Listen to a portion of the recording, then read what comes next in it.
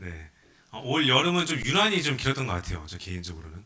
비도 많이 오고, 제가 비 오는 날씨를 많이 뭐 이렇게 좋아하지 않는데, 이번 여름에 유난히 비가 많이 왔고, 너무 습해서 좀 모두가 힘들지 않았나 생각을 합니다. 그런데 어제 밤에 이제 제가 말씀 다 준비하고, 한 10시쯤에 이제 좀 너무 몸이 찌뿌둥해서 산책을 나갔더니, 반팔 반바지 입고 나갔더니 이제 썰렁하더라고요. 그래서 정말로 이제 가을이 맞구나 생각이 들었습니다.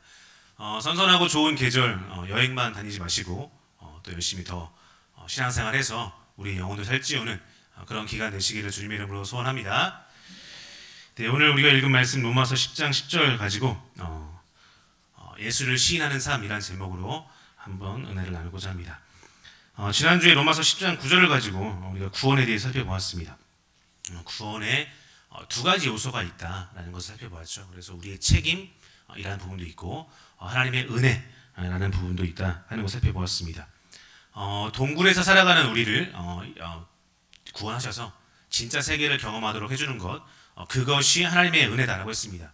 그 진짜 세계를 경험하게 하나님이 붙들어 줄 때 우리가 예수님에 대한 믿음이 생긴다. 그렇기 때문에 하나님의 은혜다 이게 생겼고요. 또 이제 진짜 세계를 경험하면서 우리가 그 진짜 세계에 대해서 고백하고 시인하는 그런 책임 있는 삶을 살아야 한다라고 말씀드렸습니다. 그 두 가지가 구원에 담긴 은혜와 책임 이 두 가지 요소예요.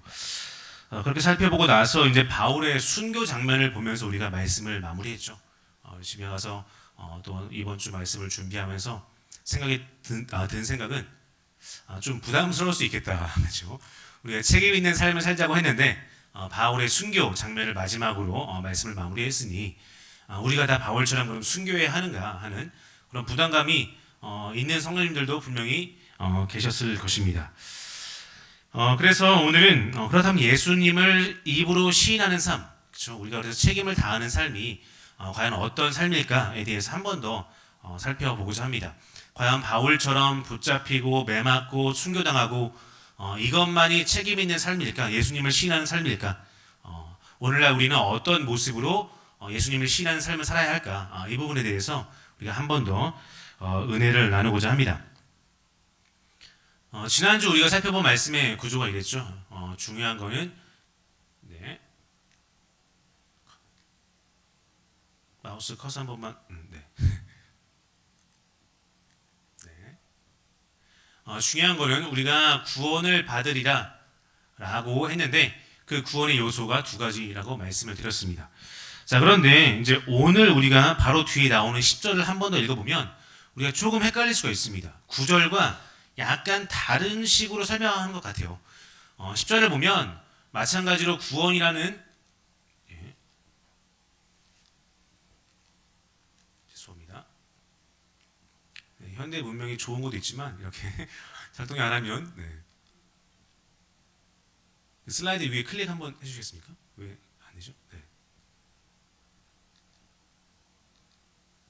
네, 그냥 하도록 하겠습니다.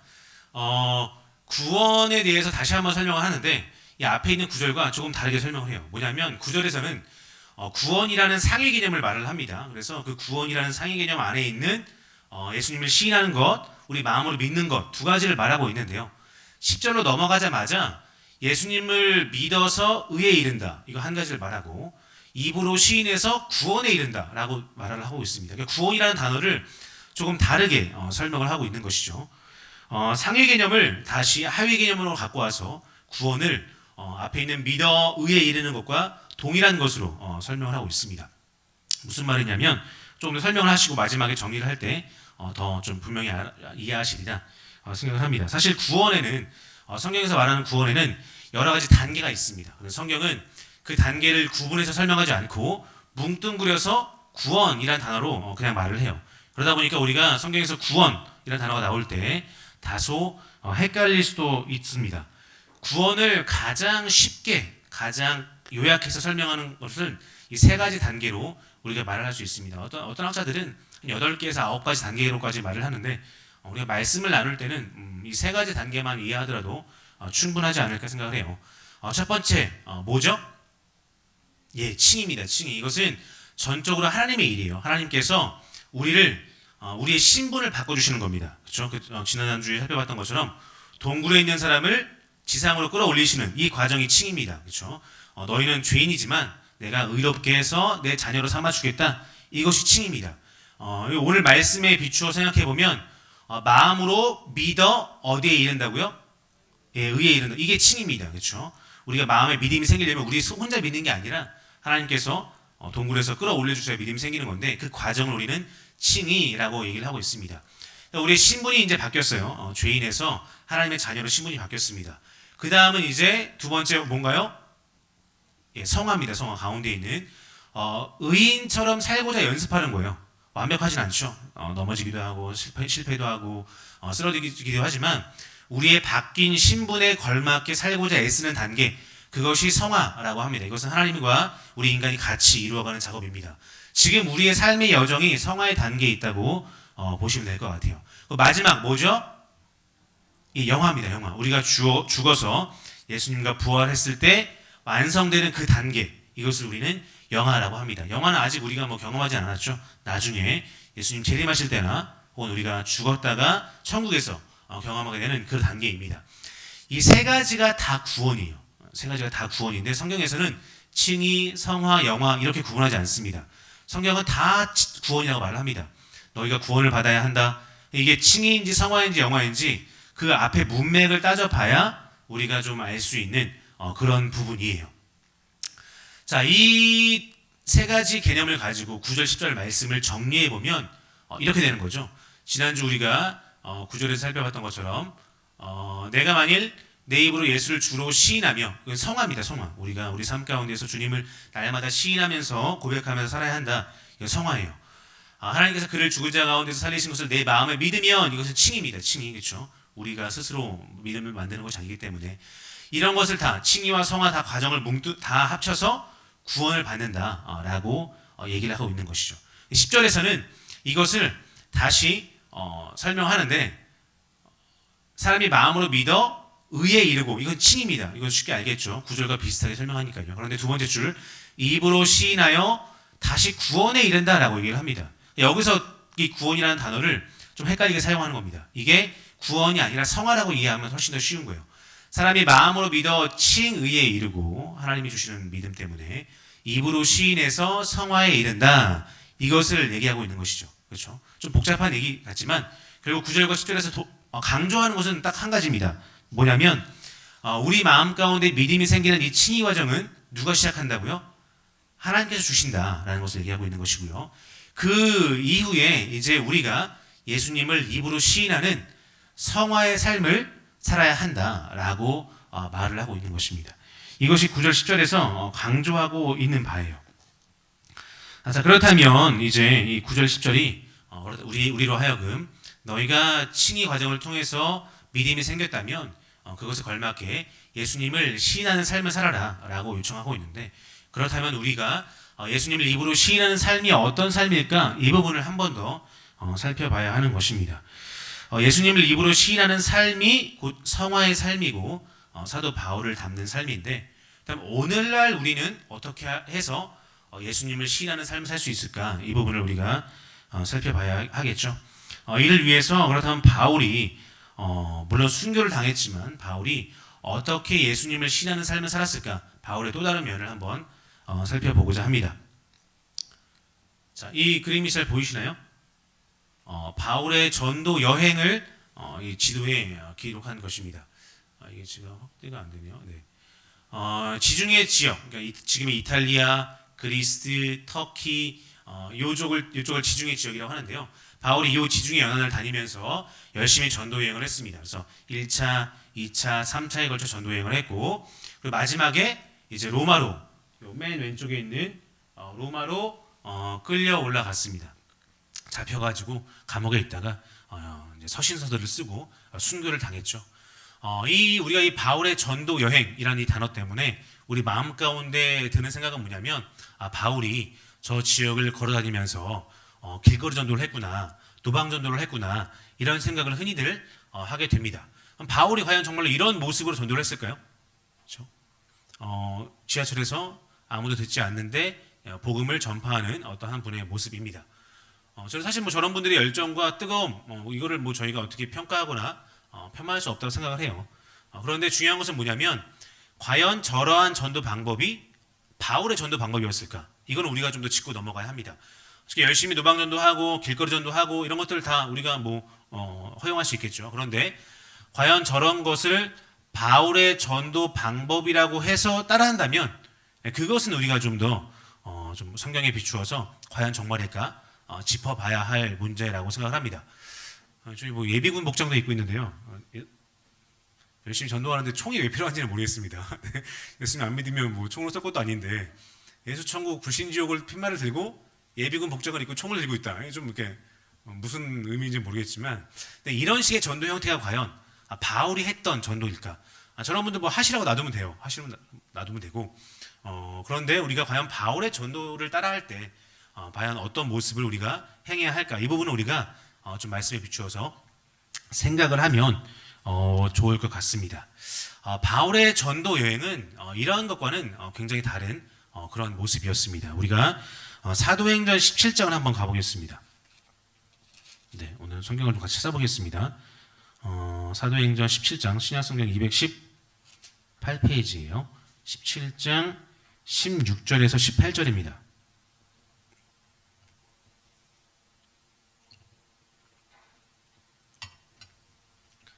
이제 바울이 아덴이라고 하는데요. 이제 그리스의 아테네에 도착을 했습니다. 아테네에서 일어난 일을 기록하고 있습니다. 우리 16절에서 18절을 같이 한번 읽겠습니다. 시작. 바울이 아단에서 그들을 기다리다가 그 성에 우상이 가득한 것을 보고 마음에 격분하여 회당에서는 유대인과 경건한 사람들과 또 장터에서는 날마다 만나는 사람들과 변론하니 어떤 에피크로스와 스토아 철학자들도 바울과 쟁론할세 어떤 사람은 이르되 이 말쟁이가 무슨 말을 하고자 하느냐 하고 어떤 사람은 이르되 이방 신들을 전하는 사람인가 보다 하니 이는 바울이 예수와 부활을 전하기 때문이로라. 아멘. 바울이 아테네에서 전도한 그 모습을 기록하고 있는 그런 장면입니다. 우리가 좀 말이 헷갈릴 수도 있는데 이것을 현대인의 성경으로 풀어보면요. 바울이 무엇을 했는지를 정확히 알 수 있습니다. 유대인들의 회당에 가서 또 이방인들이 있는 장터에 가서 뭘 했다라고 기록하고 있죠? 예, 토론했습니다. 토론. 그러니까 바울이 한 전도 행위는 아무도 안 듣는 데 가서 막 소리치고 하는 게 아니라 유대인들의 회당, 이방인들의 장터, 광장 이런 데 가서 그들과 토론했다라고 라는 것을 우리는 알 수 있습니다. 유대인들과 철학자들이 믿는 신에 대해서 바울이 나아가서 토론하면서 내가 믿는 예수님에 대해서 내가 믿는 하나님의 아들 예수님에 대해서 그들과 토론한 것이 바울의 전도 여행에서 가장 특징적으로 나타나는 그런 모습입니다. 18절을 보시면요. 누구와 토론했다고 나옵니까? 에피크로스 학파와 스토아 학파의 철학자들과 토론했다라고 얘기를 하고 있습니다. 이 에피크로스 학파와 스토아 철학자들은 그 당시에 굉장히 좀 고대 그리스 로마 지역에서 유행했던 그런 철학의 한 형태예요. 우리가 중고등학교 때 윤리 시간에도 많이 배웁니다. 에피크로스 하면 쾌락 이렇게 해서 막 외우고 했는데 그 사람들이 실제로 바울이 있을 때 활동하거나 그들의 후예가 로마에 영향을 미칠 때였습니다.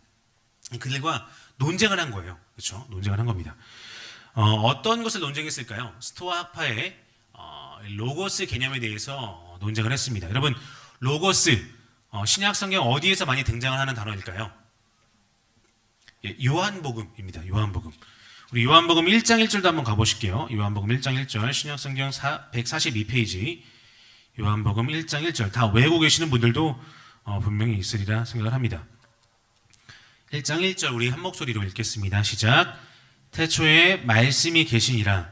이 말씀이 하나님과 함께 계셨으니 이 말씀은 곧 하나님이시니라. 아멘. 여기서 나오는 말씀이 로고스입니다. 그렇죠? 그러니까 요한은 이 로고스라는 것이 태초에 처음부터 하나님과 함께 계시던 그 말씀이라고 말을 하고 있고요. 그 말씀이 성육신을 해서 예수님의 모습으로 이 땅에 온 거죠. 이걸 로고스라고 말을 하고 있습니다. 그런데 바울이 활동할 당시 로마 지역에서 스토아 철학자들이 로고스에 대해서 이야기를 했습니다. 그런데 스토아 철학자들이 말하는 로고스는 지금처럼 하나님과 원래 계시던 말씀, 하나님과 태초에 계시던 말씀, 성육신에서 이 땅에 오신 말씀 이런 게 아니라 이렇게 얘기를 했습니다. 읽어볼까요? 시작. 우주는 곧 신이고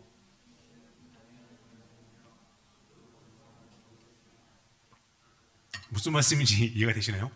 저도 잘 이해가 안 되는데 이런 말들을 했습니다. 이게 무슨 의미냐면 정리를 하면 이거예요. 신과 우주가 곧 자연이라는 것입니다. 자연 속에 신도 있고 우주도 있다. 그리고 그 자연 속에 담긴 그 신의 정신이 바로 로고스다. 이렇게 얘기를 했어요. 그렇죠? 그러니까 하나님과 함께 계시던 말씀이 이 땅에 오신 그분을 로고스라고 하는 게 아니라 자연 속에 있는 어떤 우주, 자연 속에 있는 어떤 이성, 자연 속에 있는 신, 이것을 로고스라고 부른 겁니다. 그렇죠? 기독교에서 말하는 로고스와 굉장히 다르죠. 그러니까 바울은 이렇게 로고스를 잘못 얘기하고 있는 스토아 철학자들과 가서 토론한 거예요. 그들과 쟁론한 겁니다. 이것이 바울이 했던 전도의 대표적인 형태입니다. 바울은 그냥 아무도 듣지 않는 곳에 나가서 막 외친 게 아니라 주로 이런 철학자들이 모여있는 신전이나 어떤 광장에 나아가서 혹은 유대인들이 모여서 예배드리는 회당에 가서 그들이 가지고 있는 잘못된 신에 대해서, 잘못된 신앙에 대해서 그들과 토론했습니다. 이것이 바울이 했던 전도 여행의 모습이었던 것이죠. 그러니까 우리가 딱 보니까 앞에 이런 분들과는 좀 굉장히 사뭇 다른 형태의 전도였다는 것을 우리는 알 수가 있습니다. 바울은 그 당시에 있던 잘못된 신관, 그 당시에 있던 잘못된 하나님 개념, 잘못된 로고스 개념, 이런 것들에 대해서 토론하고 쟁론하고 저항한 그런 사람이었던 것입니다. 자, 이렇게 토론을 할 때 또 어떤 사람들이 바울을 이제 이끌어서 어디로 데려갑니다. 사도행전 17장 아까 우리 읽었던 그 뒤에 19절, 20절을 보면요. 그 사람들이 바울을 데리고 어디로 가는지가 나옵니다. 그들은 바울을 아레오바고 광장으로 데리고 가서 이렇게 물었다. 당신이 전하고 있는 이 새 교훈은 무엇이오? 당신이 이상한 것을 우리에게 전해주었으므로 우리는 그것이 무슨 뜻인지 알고 싶소? 라고 하면서 바울의 그 이야기를 들은, 선포를 들은 그 당시의 철학자들 혹은 시민들이 바울을 아레오바고 광장이라는 곳으로 데리고 갔다 하는 것을 우리는 알 수 있습니다. 가서 바울한테 묻는 거예요. 너가 말하는 그게 도대체 뭐냐? 너가 예수님의 부활에 대해서 말을 하고 있는데 로고스의 성육신, 로고스의 부활에 대해서 말하고 있는데 그것이 도대체 무슨 뜻이냐? 우리가 알고 있는 로고스와는 다른 것인데 그것이 무슨 의미인지 우리에게 알려달라라고 이제 데리고 가서 아레오바고 광장에서 다시 논의를 하고 있는 것입니다. 여러분 이게 아레오바고 광장의 모습입니다. 아레오바고 언덕이라고도 보통 얘기를 하는데요. 저 뒤에 맨 위에 있는 것들은 신전이에요. 그 당시에 아테네에 있던 신전입니다. 네. 여러분 아까 누가 나이키 옷 입고 왔는데 그 니케, 그렇죠? 승리의 여신이라고 하는데 그 니케 신전도 있었고요. 파르테논 신전도 있었고요. 신전 몇 개가 있습니다. 지금은 이제 좀 많이 허물어지고 유적만 남아 있는데 굉장히 큰 그런 규모의 신전들이고요. 저 신전이 보이는 바로 이 언덕, 여기 보이시죠? 네. 이 언덕에 서서 바울이 자신이 믿고 있는 예수님에 대해서, 로고스에 대해서 선포하는 것입니다. 그 당시 철학자들과 같이 토론을 한 것이에요. 이것이 바울의 전도 모습이었습니다. 이걸 보면 이제 좀 약간 우리가 얼마나 웅장한 그런 규모 앞에서 설교한 것인지 잘 보이지 않는데요. 저 아크로폴리스라고 하는데 아크로폴리스를 전체적으로 찍은 영상이 하나 제가 준비를 했습니다. 이 영상을 보시면서 바울이 선포한 메시지를 우리가 한번 읽을 겁니다. 저 언덕에서 바울이 선포한 메시지가 어디 있냐면 바로 22절, 25절입니다. 그렇죠? 17장 22절, 25절이에요. 바울이 아레오바고 가운데 서서 말하되 아덴 사람들아 너희를 보니 범사에 종교심이 많도다라고 하면서 바울이 선포를 합니다. 영상을 보시면서 제가 읽어드릴 때 바울이 이런 장면 속에서 복음을 선포했구나, 예수님에 대해서 논쟁했구나 하는 것들을 한번 우리가 좀 느껴보셨으면 좋겠습니다. 볼륨 주세요.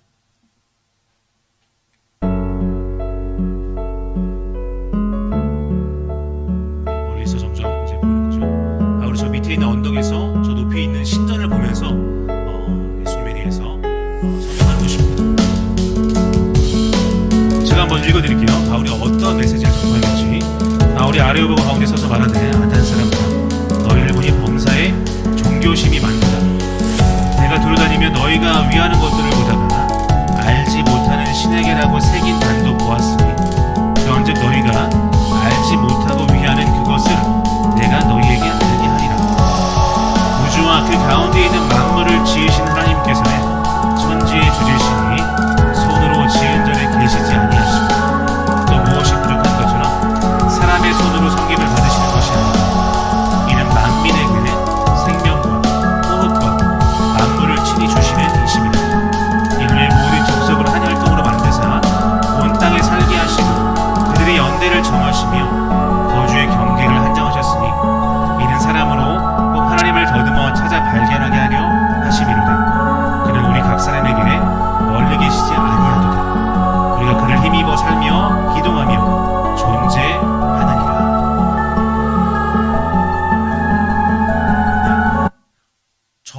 밑에서 이 말씀을 선포한 겁니다. 그렇죠?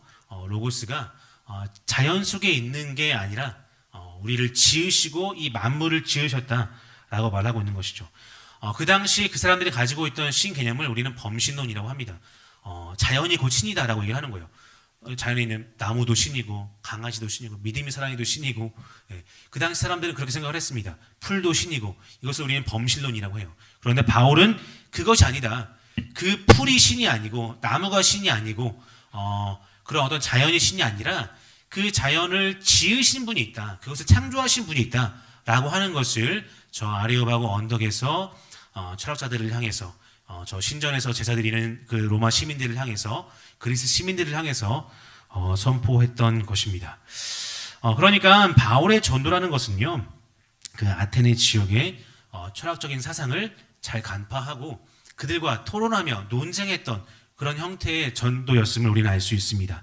그 지역 사람들의 신 개념에 대해 통찰을 한 바울이 그들의 다신론, 그들의 범신론에 대해서 협파하면서 그들이 믿는 잘못된 신에 대해서 논쟁을 했던 것이죠. 너희들 믿는 신이 아니라 자연을 지으신 창조주 하나님, 또 성육신 하셨다가 부활하신 예수 그리스도, 이것이 참 신임을 그들과 논쟁했던 것입니다. 여기까지 정리를 하면요, 하나님께서 선물로 주시는 그 칭의, 그리고 우리의 책임으로서의 성화, 이 두 가지가 필요한데, 바울은 예수님을 시인하는 삶을 마지막에 순교도 했지만 그 순교하기까지의 과정 가운데서 예수님을 시인하고자 하는 삶의 한 형태로 그 당시의 신 개념과 토론한 겁니다. 그렇죠? 그 당시 철학자들, 유대인들, 이런 사람들과 정말 어떤 신이 참 신인지에 대해서 토론하고 논쟁하면서 전도하면서 예수를 시인하는 그런 삶을 살았던 것입니다. 예수 그리스도를 시인하는 삶이 바울에게 있어서는 거짓 신에 대해 저항하는 삶이라는 형태로 나타났던 것이죠. 이걸 우리가 좀 더 머릿속에 기억할 필요가 있습니다. 예수 그리스도를 시인하는 삶이 다양한 형태로 나타날 수가 있습니다. 그렇죠? 그런데 바울은 여러 곳을 다니며, 지중해 연안의 여러 도시를 다니면서 거짓 신에 대해 저항하고 그들과 토론하고 그들의 잘못된 신 개념에 대해서 논쟁하고 이런 형태의 삶을 살았다는 것을 우리는 기억할 필요가 있습니다. 자, 그렇다면 오늘날에는 우리가 어떻게 바울과 같이 예수 그리스도를 시인하는 삶을 살아야 할까요? 사실 오늘날 우리는 고대의 사람들처럼 커다란 신전을 지어놓고 거기에서 예배하거나 절하거나 하지를 않습니다. 그렇죠? 그렇기 때문에 바울처럼 어떤 우상 숭배에 대해서 공격하고 논쟁하고 이런 삶이 불가능할 수도 있을 것입니다. 그런데 우리도 바울과 같이 마찬가지로 우리가 논쟁하고 깨부셔야 할 어떤 잘못된 신이 있다는 것이죠. 우리 마음속에 있는 우상이라는 거예요. 그렇죠? 우리 누구에게나 우리 마음속에 우상이 있는데, 오늘날 우리가 예수 그리스도를 시인하는 삶은 곧 저 신전 앞에 가서 선포하는 형태가 아니라 우리 마음속에 있는 우상을 깨부수는 형태로 나타나야 한다는 것을 우리가 기억했으면 좋겠습니다. 팀 켈러라는 미국의 유명한 복음주의 목사님이 계십니다. 뉴욕에서 목회하기 굉장히 어려운 도시라고 합니다. 우리나라의 뭐 명동이나 강남 같은 곳인데요. 그렇게 목회하기 어려운 곳에서 굉장히 지적이면서 복음적인 설교를 해서 되게 굉장히 큰 교회를 이루어서 잘 목회를 하는 분이 계시는데요. 이분이 내가 만든 신이라는 제목의 책을 썼습니다. 여기에서는 이런 우상 숭배의 문제가 고대인들의 문제만이 아니라 오늘날 우리의 삶 속에서도 마찬가지로 중요한 문제라고 이 책에서 지적을 하고 있습니다. 그러니까 신전을 지어놓고 어떤 금은동 형상을 지어놓고 거기에 절하는 것, 이것만이 우상 숭배가 아니라 우리 마음 속에 있는 우상, 그렇죠? 우리 마음, 우리 삶 구석구석에 파고들어 있는 우상, 이것에 대해서 우리가 고민을 해야 한다라고 이 책에서 말씀을 하고 계세요. 이렇게 말하고 있습니다. 우리 마음속에, 현대적 의미에서의 우상은 우리 마음속에 깊은 갈망으로 자리 잡아 그 사람의 모든 동기와 삶의 방식을 지배하는 것, 그것이 바로 그 사람의 우상이다 라고 얘기를 하고 있죠. 좀 더 쉽게 말하면 마음속 우상이 삶 전체를 지배한다. 우리의 삶을 지배하는 그것이 우리 마음속의 우상이다 라고 얘기를 하고 있습니다. 여러분, 우리 삶 가운데서 우리 마음을 지배하고 있는 것이 무엇이 있을까요? 굉장히 다양하게 있겠죠. 어떤 사람에게는 부동산이 마음속 우상일 수도 있겠습니다. 어떤 사람에게는 자녀가 마음속 우상일 수도 있겠고요. 어떤 사람에게는 돈이 마음속 우상일 수도 있을 것입니다. 팀켈러 목사님의 이 책 가운데서 우리가 우상 숭배에서 우리 마음속의 우상 숭배에서 벗어날 수 있는 세 가지 지침을 설명을 해요. 첫 번째는 우리 생각의 내용을 한번 점검해 보라는 것입니다. 우리가 어떤 것에서 기쁨을 얻는지, 어떤 것에서 위안을 얻는지 이것들을 한번 점검해 보라는 것이에요. 우리가 습관적으로 생각하면서 막 떠올릴 때 막 기쁨을 누리고 막 평안을 얻고 이것이 무엇인지를 한번 점검해 보라는 것입니다. 아까 말씀드린 것처럼 부동산, 어저께 지난달에 산 그 아파트 1억 올랐어. 너무 기뻐. 이런 것들, 그렇죠? 내가 작년에 투자한 이 주식가 올라서 한 1,000만 원 벌었어. 이런 것들, 그렇죠?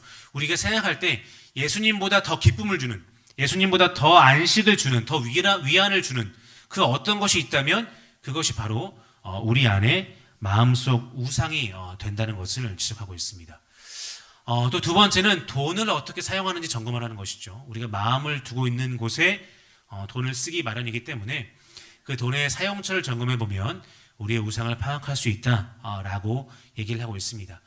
자녀를 얻지 못해서 오랫동안 기도했던 한 여성이 있습니다. 자녀를 얻었어요. 기도 오래 해서 자녀를 얻었는데 쌍둥이를 얻었습니다. 너무 기쁘죠. 그런데 그 자녀가 이제 이 여성의 우상이 되어가는 것이에요. 너무 늦게 얻은 귀하게 얻은 자녀이기 때문에 자기의 모든 것을 다 바쳐서 자녀 양육에 대해서 아주 맹목적으로 헌신적으로 그 자녀를 키웁니다. 월급이 예를 들어 300인데 막 200만 원을 다 투자해서 학원을 보내고 영어 유치원을 보내고 이런 여성이 있다고 생각을 합니다. 이 팀켈러 목사님 책에서 나오는 여성의 샘플인데요.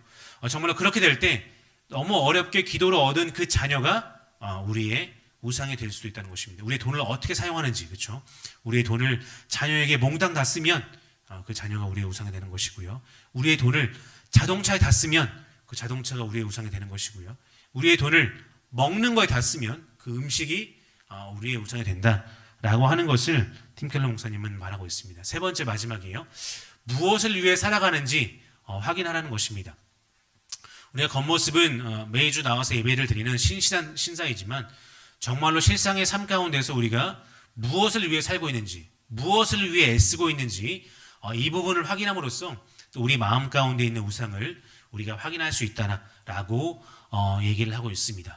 그러니까 오늘날 현대인들이 우상 숭배에서 자유로운 것이 아니라 신전이 없기 때문에 금운동 형상이 없기 때문에 우상 숭배에서 자유로운 것이 아니라 우리 마음 가운데 있는 저마다의 우상이 있는데 우리는 그 우상을 깨부수기 위해서 마찬가지로 예수님을 시인하는 삶을 살고자 애써야 한다는 것을 기억해야 할 것입니다. 우리가 평상시 무엇을 가장 많이 생각하는지 점검하시기 바랍니다. 우리가 돈을 어디에 쓰는지 점검하시기 바랍니다. 또한 우리가 무엇으로부터 가장 큰 위로를 얻는지 점검하시기 바랍니다. 우리가 무엇을 위해 우리의 날마다의 삶을 투자하며 나아가는지 점검하시기 바랍니다. 이렇게 우리 마음속에 있는 거짓 신에 대해서 저항하며 사는 우리 삼국시대들 다 되시기를 주님의 이름으로 소원합니다. 그래야 날마다 예수 그리스도를 입으로 시인하는 삶을 살아가고 우리 안에 있는 거짓 신, 그 거짓 우상들을 다 이겨내는 여러분 되시기를 주님의 이름으로 축원드립니다. 시간 기도하시겠습니다. 하나님, 오늘 말씀을 통해서 우리가 예수님을 시인하는 삶에 대해서 다시 한번 살펴보았습니다. 주님, 고대인들만 우상을 숭배했던 것이 아니라 어쩌면 오늘날 우리는 알게 모르게 우리 마음속에 있는 우상을 섬기며 살아가고 있는 줄을 모르겠습니다. 주여 하나님, 말씀에 비추어 다시 한번 우리의 모습을 돌아볼 수 있도록 도와주시고 우리 마음 가운데 있는 우상을 이겨낼 수 있는 데서 예수님을 우리 입으로 시인하며 살아가는 것이 무엇인지 고민하며 애쓰는 우리 한 사람 한 사람 되게 주님 인도하여 주옵소서. 감사드리며 예수님의 이름으로 기도드립니다. 아멘. 네, 우리 시간 하나님 아버지의 마음 찬양하시면서 정말 우리의 마음 가운데 있는 우상이 무엇인지 다시 한번 우리 자신을 돌아보시고요. 우리가 정말로 우리 마음 가운데 하나님만을 모시고 살고 있는지, 예수님만을 모시고 살고 있는지, 우리 가운데 다른 어떤 형태의 우상이 있는 것은 아닌지 돌아보는 시간 되었으면 좋겠습니다.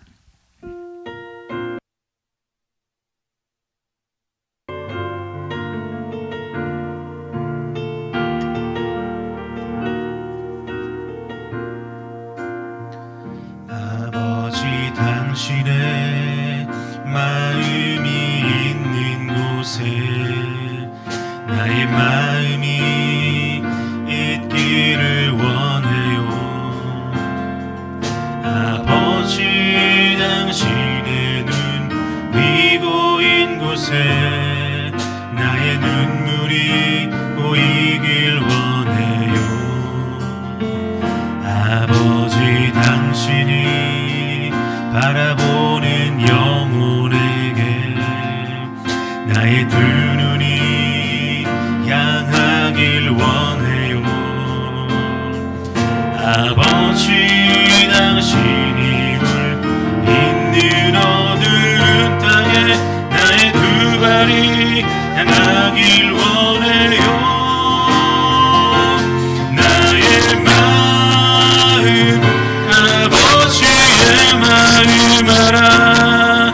내 모든 뜻 아버지의 뜻이 될 수 있기를 나의 온 몸이 아버지의 마음 알아.